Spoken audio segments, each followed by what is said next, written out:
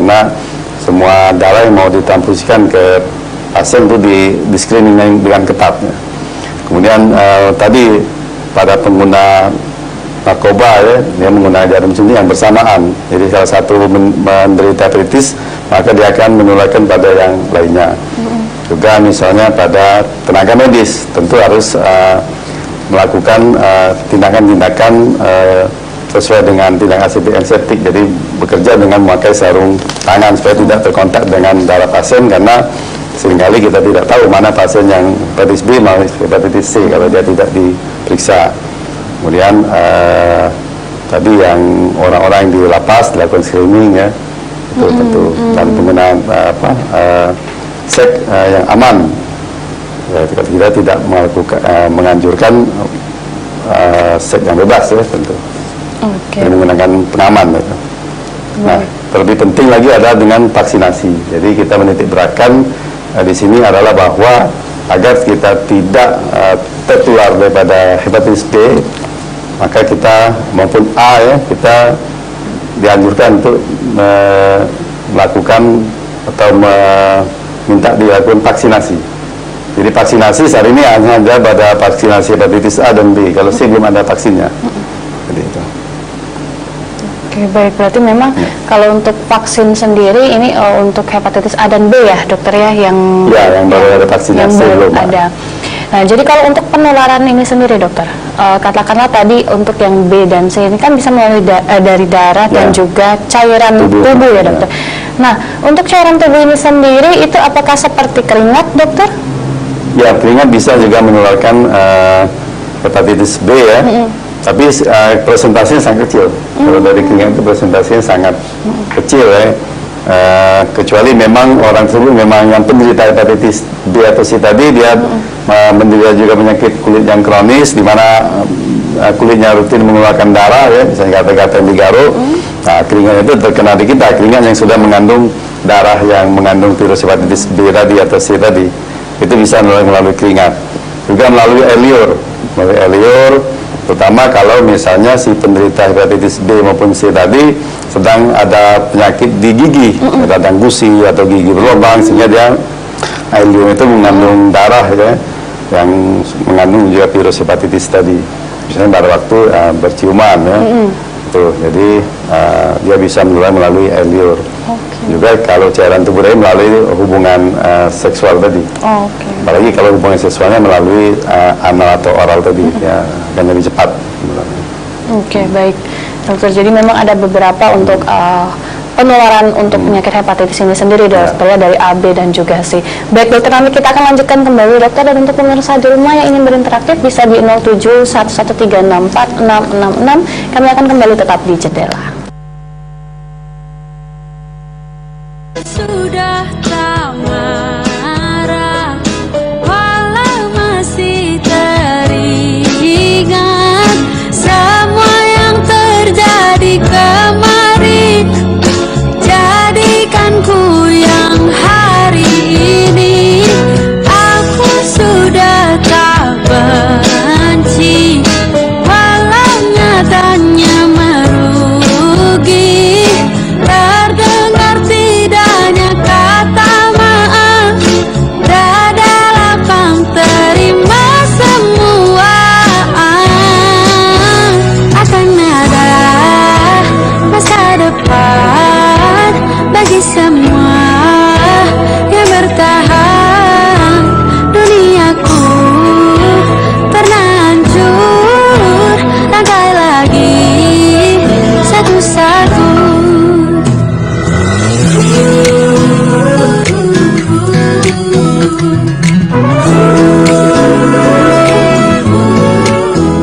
Aku sudah tak marah, walau masih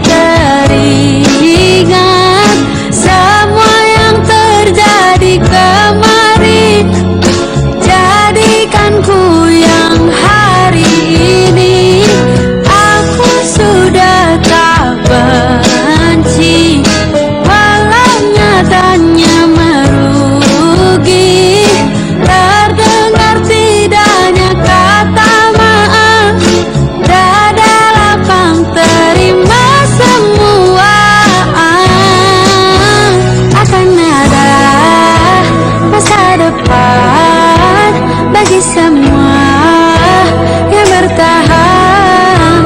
Duniaku pernah hancur, langkai lagi satu-satu.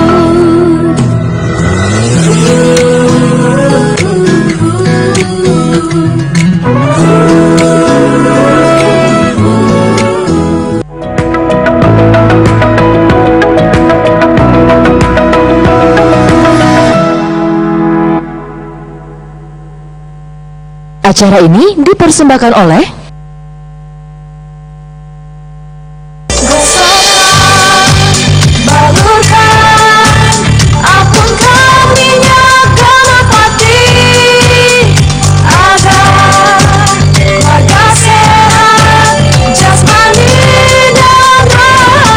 Dimanapun, saya selalu siap membawa minyak gosok Ganapati. Minyak gosok Ganapati telah teruji dapat meringankan panas, batuk, flu, pusing, sakit tenggorokan, masuk angin, sakit pinggang, vertigo, kesemutan, saraf kejepit, dan lemak akibat stroke. Minyak gosok Ganapati mengandung peppermint, bisa menghangatkan dan juga melegakan pernapasan. Ayo manca-bisa delur galo-galo, coba ke minyak gosok Ganapati, solusi untuk keluarga sehat.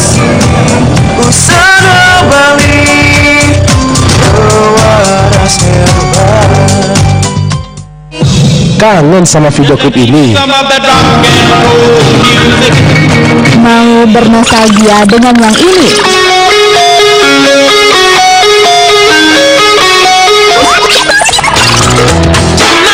Di sini tempat kalian bisa merequest dan bernostalgia dengan klip-klip lawas.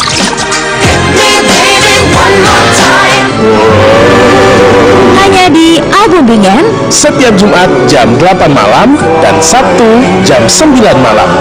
hanya di Sriwijaya TV.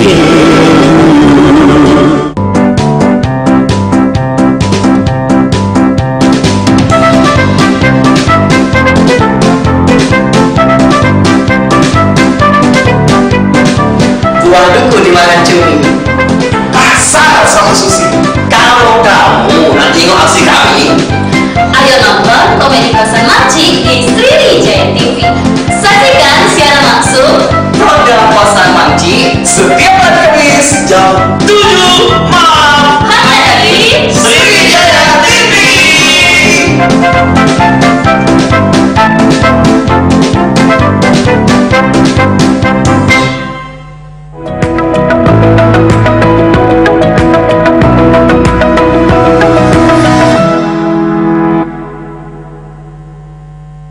Acara ini dipersembahkan oleh Baik, kembali lagi di Jendela pemirsa, masih bersama Dr. Muhammad Ayus Astoni, SPPD KGEH Finasim dari Rumah Sakit Muhammad Husin Palembang, dan masih dengan tema kita gejala pencegahan dan pengobatan hepatitis. Untuk pemirsa di rumah yang ingin berinteraktif bisa di 0711134666. Baik dokter, ini ada pertanyaan dokter melalui Instagram kita ya dokter ya. Ini ada dari Tabah banget. Wah, tabah banget ini dokter. Ini ada pertanyaannya dokter ya. Saya ingin menanyakan apakah ada pengaruh efek pemakaian ke ginjal jika minum obat terus-menerus selama masa pengobatan, dan apakah penyakit ini akan menjadi penyakit menurun ke generasi selanjutnya? Boleh dokter, silakan. Alhamdulillah, Pak Tabah. Assalamualaikum warahmatullahi wabarakatuh. Jadi untuk pertanyaan pertama, memang obat hepatitis ada efek ke ginjal, terutama kalau dia menggunakan tenofovir ya. Mungkin biasa Pak Tabah menggunakan obat apa, kalau paling banyak itu pakai tenofovir ya. Nah, tenofovir ini memang dia ada efek ke ginjal, dia bisa menurunkan fungsi ginjal. Makanya biasanya sebelum diberikan obat antivirus ini, biasanya diperiksa fungsi ginjal daripada penderita yang akan diberikan terapi tersebut. Kalau dia normal, maka baru kita berikan obat tenofovir ini. Nah, nanti setelah diberikan, biasanya kita evaluasi fungsi ginjal yang tersebut setiap 3 bulan ya. Kalau dia bagus, awalnya tiap 3 bulan kita periksa. Kalau dia kurang begitu bagus, setiap 1 bulan awal kita periksa. Jadi kalau sudah diperiksa dan sudah terjadi penurunan fungsi ginjal, maka dia biasanya obatnya diganti dengan obat yang lain yang tidak berpengaruh ke ginjal. Tetapi sayangnya obat yang tidak berpengaruh ke ginjal ini yang untuk turunan dari tenofovir ini memang cukup mahal dan belum masuk di dalam jaminan asuransi, terutama asuransi BPJS. Jadi harus beli sendiri mungkin pasiennya kalau dia harus menggunakan obat yang tidak mengganggu fungsi ginjal ini. Itu jadi memang ada. Jadi tapi dia pasti akan dilakukan evaluasi rutin. Nah, tapi kadang-kadang pasien ini dia tidak kontrol rutin, dia beli-beli sendiri. Nah, itu yang berbahaya. Makan terus karena dia malas ke dokter dan dia merasa bisa membeli obat. Nah, setelah terjadi gangguan ginjal yang berat baru dia periksa. Nah, itu terlambat kalau itu. Jadi rutin aja diperiksa fungsi ginjalnya Pak Tabah. Insya Allah dia tidak ada masalah. Oke, baik. Berarti memang ada efek ya dokter ya. Obat hepatitis B maupun C, makanya dilakukan pemeriksaan awal dan evaluasi rutin berkala. Ya. Kemudian yang kedua, apakah hepatitis virus ini bisa menurun ke generasi berikutnya? Ya bisa menurun ke generasi berikutnya kalau kita tidak melakukan pencegahan. Ya. Jadi penularan hepatitis virus ini ada yang namanya penularan secara vertikal dan penularan secara horizontal.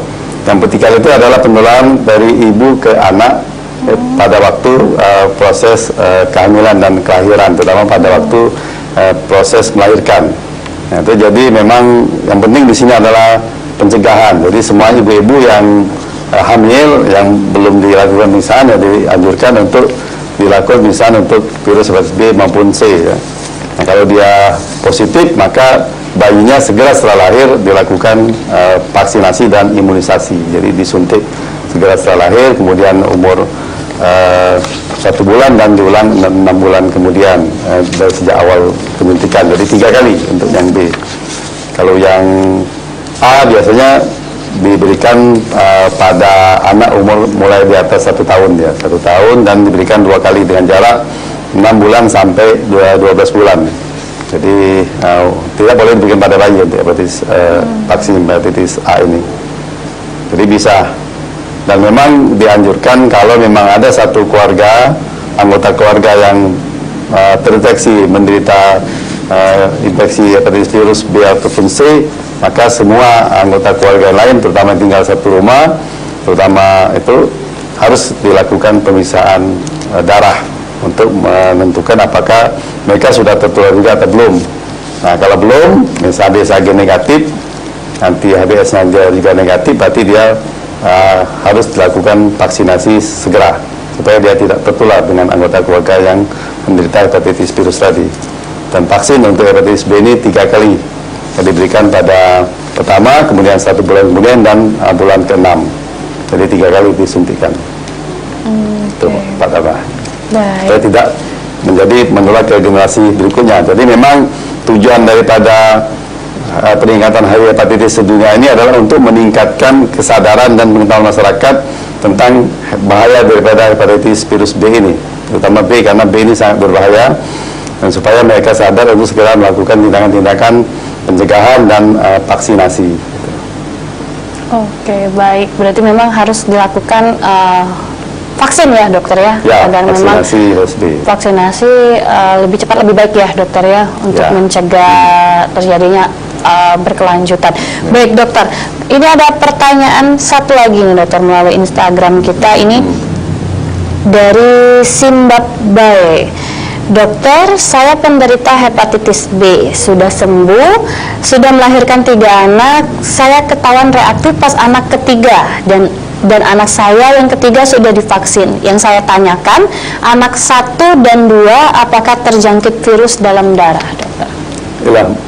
Bu Simbab aja ya? Ya, Simbab Bae dokter. Simbab Bae. Simbab Bae. Jadi untuk tahu apakah apakah anak yang 1 dan 2 itu tertular harus dilakukan pemeriksaan Bu. Karena hepatitis B ini dia banyak yang tidak bergejala, ya, tidak bergejala, kalaupun ada gejala tidak khas, jadi segera lakukan pemeriksaan ya, HBsAg, anti HBs, kemudian anti HBc. Jadi diperiksa, syukur-syukur kalau nanti dia negatif, segera dilakukan vaksin juga. Jadi vaksin itu memang tidak hanya pada orang-orang yang risiko tinggi saat ini, jadi dianjurkan sebenarnya semua dilakukan vaksinasi untuk hepatitis B ini. Jadi segera diperiksa itu Bu, untuk tahu tertular apa tidak.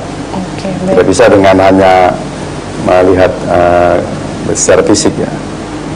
Oke, baik. Berarti memang harus dilakukan pemeriksaan lebih lanjut ya, dokter ya, untuk mengetahui apakah terjangkit anak ke-1 dan ke-2 itu terjangkit hepatitis. Baik. Sebelum lupa Mbak, semua orang yang menderita penyakit terdeteksi menderita hepatitis virus B maupun C, maka dia harus dilakukan pemeriksaan B dan C juga. Jadi kalau dia positif, HbA1c positif, harus dilakukan pemeriksaan untuk virus hepatitis C. Begitupun sebaliknya, kalau dia anti HCP-nya positif, dia juga harus diperiksa untuk HbA1c, karena seringkali ini terjadi bersamaan, jadi double infeksi dia. Apalagi kalau orang menderita HIV, maka harus dilakukan pengecekan kedua-duanya itu. Supaya segera diketahui dan bisa dilakukan pengobatan dan pencegahan sedini mungkin. Oke, baik. Berarti memang harus dilakukan pemeriksaan walaupun hanya hepatitis A, B dan C juga harus dilakukan ya, dokter. Nah, kalau untuk berbicara pemeriksaan dokter, kapan harus kita memeriksakan diri ke dokter atau ke rumah sakit ini, dok? Kalau untuk itu ya kapan kita sempat, gitu ya. Jadi kapan kita sempat kita periksa, karena seringkali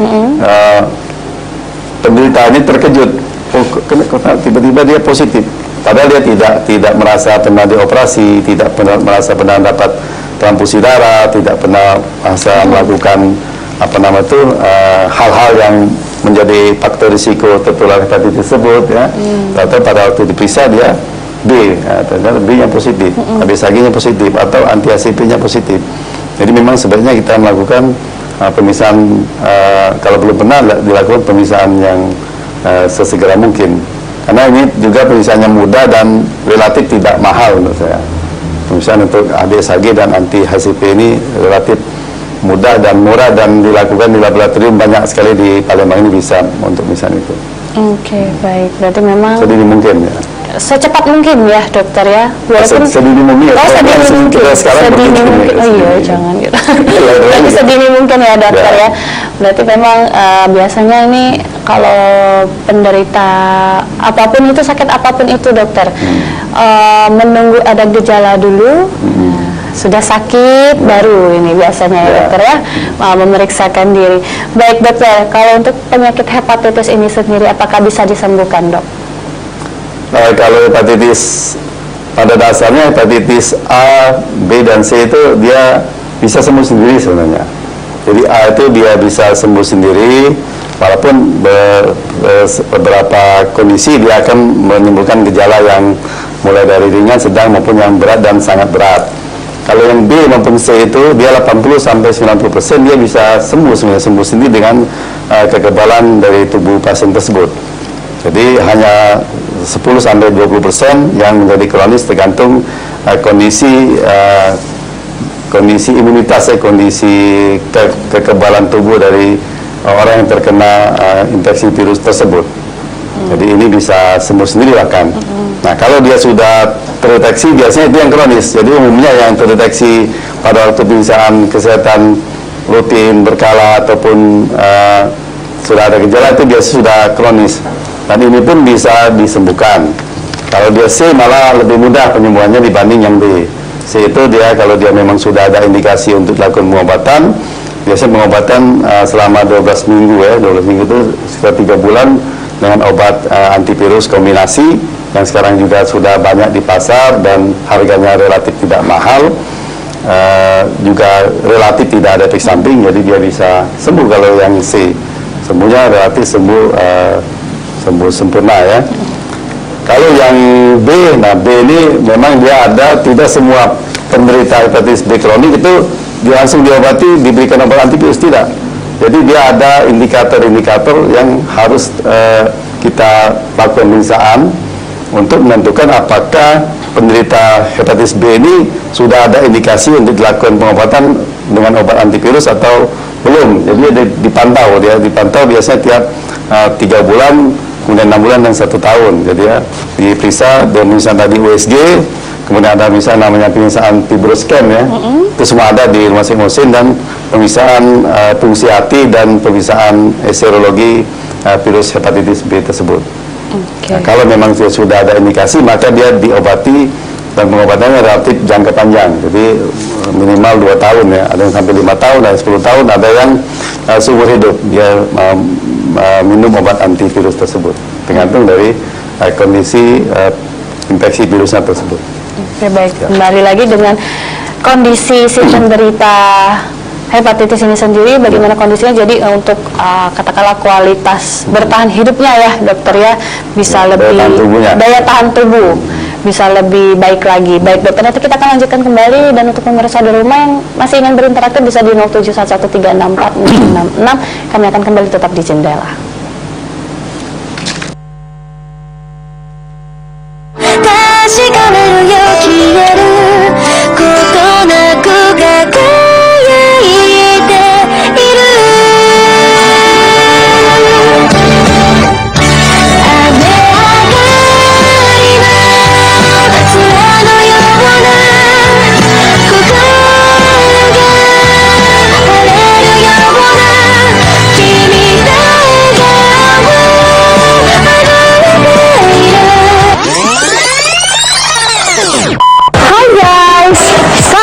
Pendaftaran di Poliro Jalan RSMH wajib menggunakan pendaftaran online, yaitu daftarin aja. Untuk link pendaftarannya bisa kalian cek di bawah ini.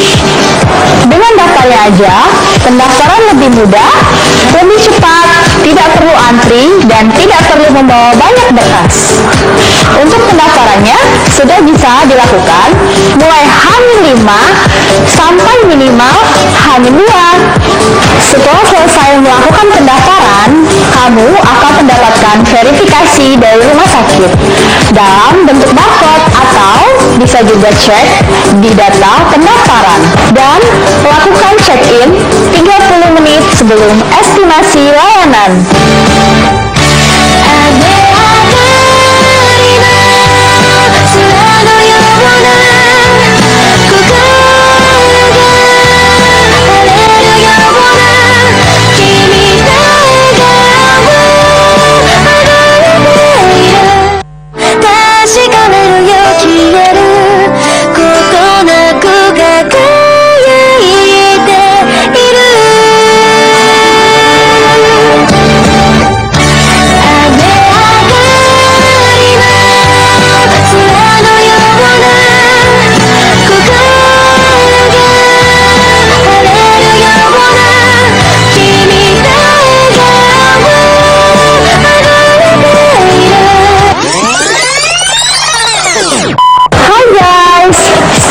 Pendaftaran di Poliro Jalan RSMH wajib menggunakan pendaftaran online, yaitu daftarin aja. Untuk link pendaftarannya bisa kalian cek di bawah ini.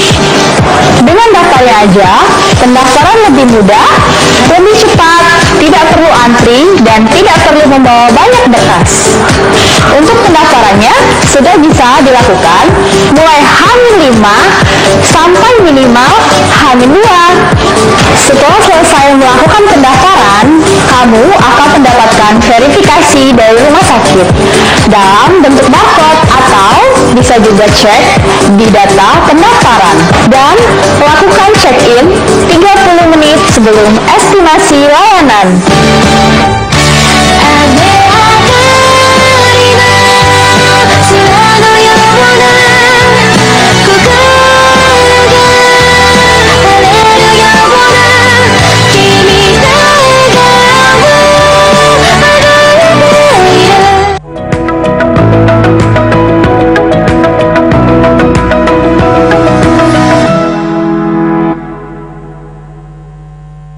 Acara ini dipersembahkan oleh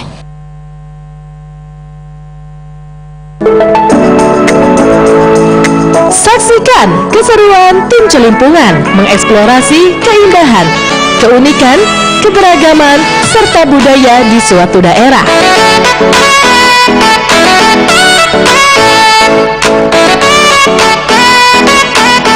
Celimpungan, celingak-celinguk kampung Anda. Setiap minggu pukul 19.00 waktu Indonesia Barat. Hanya di Sriwijaya. Sriwijaya TV.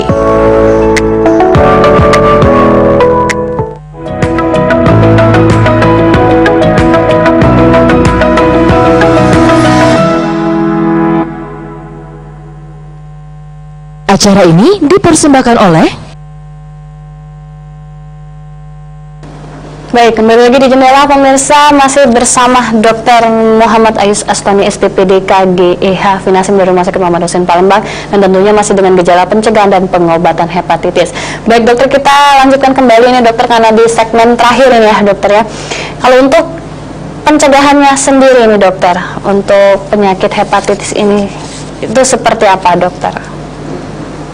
Baiklah, kita untuk pencegahan hepatitis ini adalah dengan, kalau di A adalah dengan makan minum yang sudah dimasak dengan baik ya, kemudian tidak melakukan hubungan seksual melalui oral maupun anal tadi ya, karena kita tidak tahu apakah orang ini menderita hepatitis A atau tidak ya.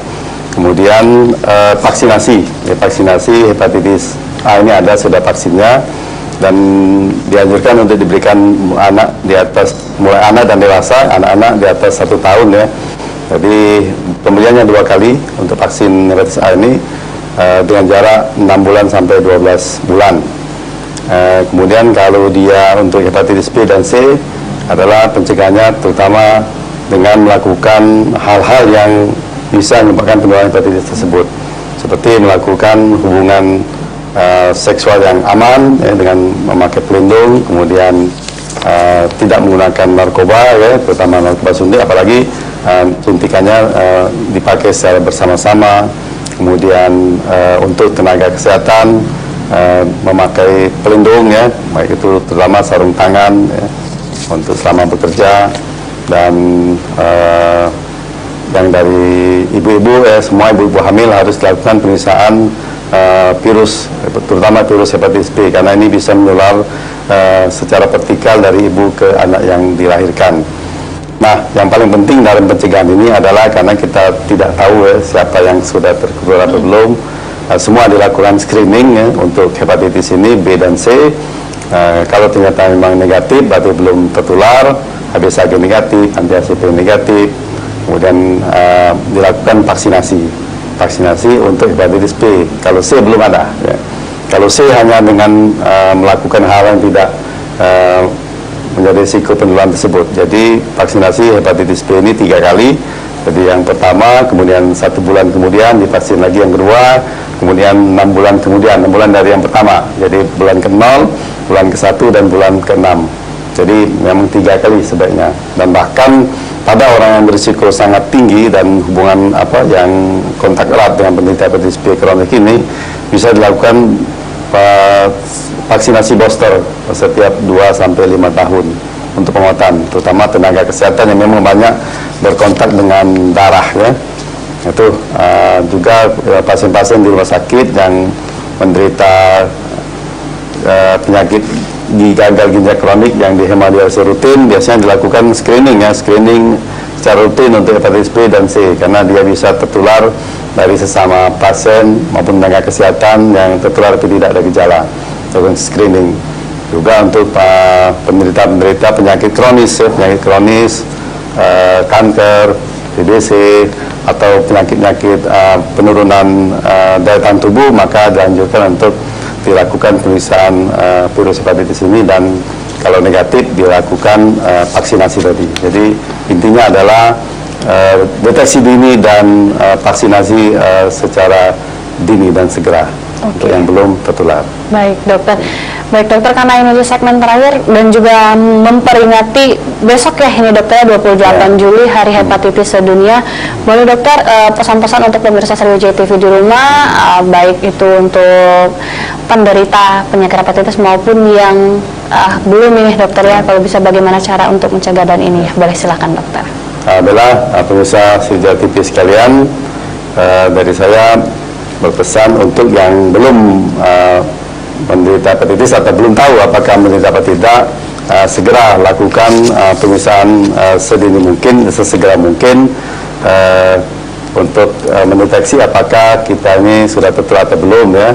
di laboratorium terdekat, baik itu di rumah sakit maupun di klinik laboratorium terdekat. Kalau di negatif, segera lakukan vaksinasi hepatitis B ya, 3 kali vaksin. Dilakukan bisa di mana saja, di puskesmas bisa, di dokter praktek bisa, di rumah sakit lebih bisa lagi, terutama di rumah sakit umum pusat Dr. Maulusin. Kita sudah sering ya, tiap hari kita membuka pelayanan untuk vaksinasi hepatitis B ini. Juga hepatitis A, kita juga melayani vaksinasi hepatitis A untuk orang-orang yang memang tinggal di daerah endemik, yang higien sanitasinya belum baik, atau akan bepergian ke daerah-daerah yang endemis untuk hepatitis A, dianjurkan untuk dilakukan vaksinasi hepatitis A supaya tidak tertular ya. Jadi itu yang pesan. Dan untuk yang lain-lain tidak melakukan hal-hal yang menjadi risiko tertularnya hepatitis virus ini, seperti hubungan seksual yang tidak aman, penggunaan narkoba, kemudian penggunaan alat cukur yang bersamaan, dan hal-hal yang itu tadi yang bisa menularkan hepatitis ini. Baik, berarti mengurangi resiko-resiko ya dok yang akan terjadi atau terjangkitnya terkena penyakit hepatitis ini sendiri. Baik dokter, terima kasih banyak Dr. Muhammad Ayus Astoni SPPD KG EH Finasim dari Rumah Sakit Muhammad Hussein Palembang. Terima kasih banyak dokter sudah berbincang-bincang pada malam hari ini dan memberikan informasi ini tentang gejala pencegahan dan pengobatan hepatitis. Baik, pemirsa di rumah, demikian dialog kesehatan pada malam hari ini. Banyak sekali informasi yang pemirsa dapatkan karena kami menghadirkan pakar dan ahli di bidangnya.